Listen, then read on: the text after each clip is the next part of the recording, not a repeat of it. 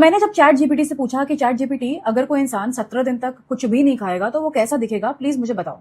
तो उसने मुझे ये फोटो दिखाई और ये रहे हमारे सोनम वांगचुक साहब।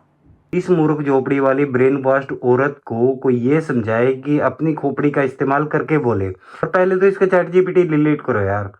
इसने 2 किलो खाना ठूस कर ये तो सोच लिया कि चलो चैट जीपीटी से पूछती हूँ कि एक आदमी बिना खाना खाए इतने दिन तक कैसे दिखता है। और उनसे ये कौन पूछेगा कि 14 साल तक ब्रेन वॉश होकर एक इंसान कैसा दिखता है, बिल्कुल तुम्हारे जैसा। किसको पागल बना रहे हैं ये लोग, और मैं क्यों खड़े रहूं सोनम वांगचुक जैसे इंसान के साथ। इसलिए क्योंकि वो तुम जैसे डरपोक लोगों के लिए आवाज उठा रहा है, ताकि तुम जैसे मंदबुद्धि लोगों का थोड़ा विकास हो सके, ताकि ये देश जो मर गया है वो खुद के लिए ही आवाज नहीं उठा पा रहे हैं वो जाग सके, उस गहरी अनपढ़ता और गुलामी की नींद से जाग सके। जो मतलब जिसका कोई रिकॉर्ड ही नहीं है, 2014 के पहले उसने कोई प्रोटेस्ट नहीं की, किसी प्रोटेस्ट का वो पार्ट नहीं हुआ। इतने सारे पेपर लीक होते थे राजस्थान बिहार जब कांग्रेस की सरकार थी, तो कहाँ थे उस वक्त सोनम वांगचुक? जमीन के अंदर रहते थे क्या? कि उसने जितने अचीवमेंट्स हासिल किए हैं ना दीदी, उतना तुम और तुम्हारा परिवार मिलकर भी हासिल नहीं कर सकते। तुम लोगों की वजह से सिर्फ देश गटर में जा सकता है, देश का भला नहीं हो सकता। क्योंकि देश की जो हालत कर रहे हैं ना तुम्हारे अब्बा और उसके रिश्तेदार मिलकर, वो तुम तो सहन कर लोगे क्योंकि तुम्हारा कोई जमीर नहीं है ना। उनसे नहीं हो रहा क्योंकि वो सच्चे इंसान है, उन्हें तो बोलना पड़ेगा ना। और तुम ठहरे अंधभक्त, तो तुम्हें कोई कैसे ही जगाए। तुम लोगों के जब खुद के घर में आग लगेगी ना, तब भी ऐसे ही सोए रहना। तुम जैसे लोगों ने ना देश का सत्यानाश किया हुआ है। और क्यों करता ये कांग्रेस के टाइम में प्रोटेस्ट? क्योंकि जब 2004-5 में केंद्र में कांग्रेस की सरकार थी, तब एक लद्दाख विजन 2025 बनाने के लिए कमेटी बनी थी जिसमें वांगचुक मेन मेंबर था। और तब ये भाई साहब टूरिज्म भी चाहते थे लद्दाख में, इंफ्रास्ट्रक्चर भी चाहते थे, डेवलपमेंट भी चाहते थे, इंडस्ट्रीज भी चाहते थे। लेकिन अब जब भारत सरकार ऑल वेदर रोड्स बना रही है, बॉर्डर सिक्योरिटी को मजबूत कर रही है, इंफ्रास्ट्रक्चर बनाने की कोशिश कर रही है, तो भाई साहब को दिक्कत है। क्योंकि पहली बात तो 2014 से पहले ऐसा अनपढ़ गवार और डरा हुआ इंसान पीएम नहीं था। तो और सबसे बड़ी अनपढ़ गवार और जाहिल बुद्धि तो तुम ही हो, जिसने इतना सब होने के बाद भी कुछ नहीं दिखाई दे रहा। और कौन से रोड की बात कर रहे हो जिसे बनने के 2 दिन बाद ही गड्ढे हो जा रहे हैं, ब्रिज के ब्रिज गिरे जा रहे हैं। उन ब्रिज के और खड्डों की वजह से जितनी मौतें हो रही है उनका जिम्मा कौन लेगा? इतना पैसा जो बर्बाद हो रहा है उसका जिम्मा कौन लेगा? और कौन सी बॉर्डर सिक्योरिटी जहां चाइना अरुणाचल प्रदेश में 60 किलोमीटर से ज्यादा जमीन एक्वायर कर चुका है? और कौन सी इंफ्रास्ट्रक्चर कहाँ है? सपनों की दुनिया में है क्या मैडम?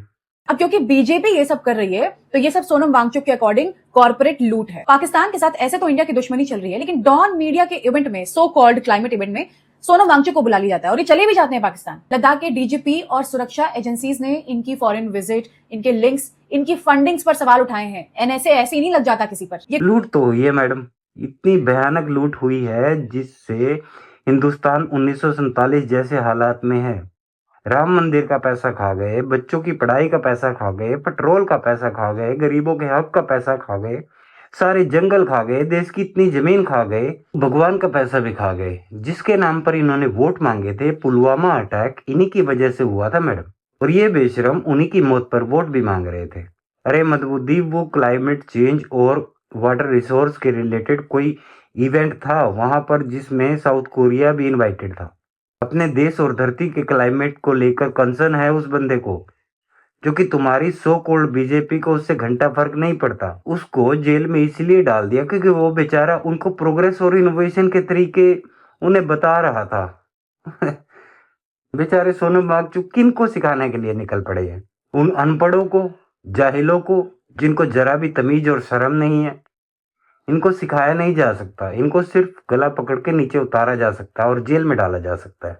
कुछ नहीं, सिर्फ एक प्लांटेड डीप स्टेट एजेंट है जिसका काम है डोमेस्टिक अनरेस्ट क्रिएट करना। अपने लद्दाख के प्रोटेस्ट में ये खुद नेपाल का हवाला दे रहा था। और जिस प्रोटेस्ट से अरुंधति रॉय, स्वरा भास्कर, उमर खालिद का जिहादी बाप जो कि सिमी का फाउंडिंग मेंबर है, प्रकाश राज, योगेंद्र यादव जैसे लोग जुड़े हैं, उस प्रोटेस्ट का जो मोटिव है वो कभी साफ सुथरा हो सकता है क्या? सोनम वांगचुक मस्त वहां पर लेटे हुए हैं जंतर मंतर पे, और वहां पे एंटी हिंदू, एंटी ब्राह्मण, एंटी आरएसएस, इस तरह के स्लोगन्स बोले जा रहे हैं स्टेज से।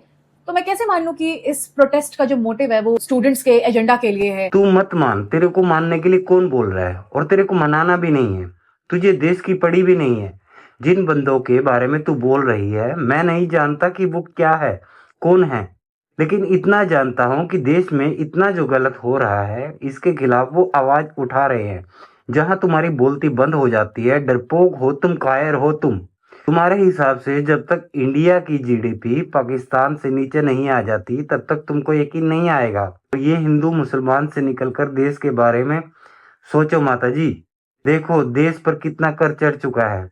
बात ये नहीं है कि कौन क्या है और किसकी तरफ खड़ा है, बात ये है कि देश बर्बाद हो रहा है। तुम जैसा धरती पर बोझ इंसान देख और समझ नहीं पा रहा है कि लोग ये कर क्यों रहे हैं। तुम्हें खुद दिखाई नहीं दे रहा क्या? तुम्हें नहीं दिख रही वो बच्चों की मौतें? तुम्हें नहीं दिख रही बच्चों के साथ क्या स्कैम चल रहा है? तुम्हें नहीं दिख रही इतनी जो चोरियां हो रही है? तुम्हें नहीं दिख रहा तुम्हारे टैक्स का पैसा कहाँ जा रहा है? दुनिया भर के एडवर्टाइजमेंट्स करा लो इनसे। अरे रोड पे निकलेंगे तो सड़कें नहीं दिखेंगी, पोस्टर ज्यादा दिखेंगे। 1 करोड़ से ज्यादा खर्चा होता है तुम्हारे प्राइम मिनिस्टर के एडवर्टाइजमेंट्स पे डेली। पूछा तो मैं कभी उससे इतने पैसों में क्या क्या नहीं हो सकता? कभी सोचा है तुमने? सोचोगे तो ही नहीं। ब्रेन वॉश हो रखा है तुम्हारा। तुम्हें नहीं दिख रहे जो रोज रेप हो रहे हैं? तुम्हें नहीं दिख रहा कि तुम्हारे टैक्स का पैसा जो पानी की तरफ बहाया जा रहा है? तुम्हें नहीं दिख रहा जो रेपिस्ट लोग इनकी पार्टी में बैठे हुए हैं? शर्म आती है थोड़ी बहुत कहते हुए? सॉरी टू से बट तुम्हारे घर से किसी के साथ ऐसा अगर हुआ होता या तुम्हारा बच्चा मरा होता, तुम्हारे घर से किसी का रेप हुआ होता तो तब तुम बोलते क्या? तब भी नहीं बोलोगे तुम। तुम्हें डर लगता है, मौत का डर लगता है, तुम्हें सच बोलने से डर लगता है। मैं उम्मीद करता हूं कि आज नहीं तो कल तुम्हें शर्म जरूर आएगी।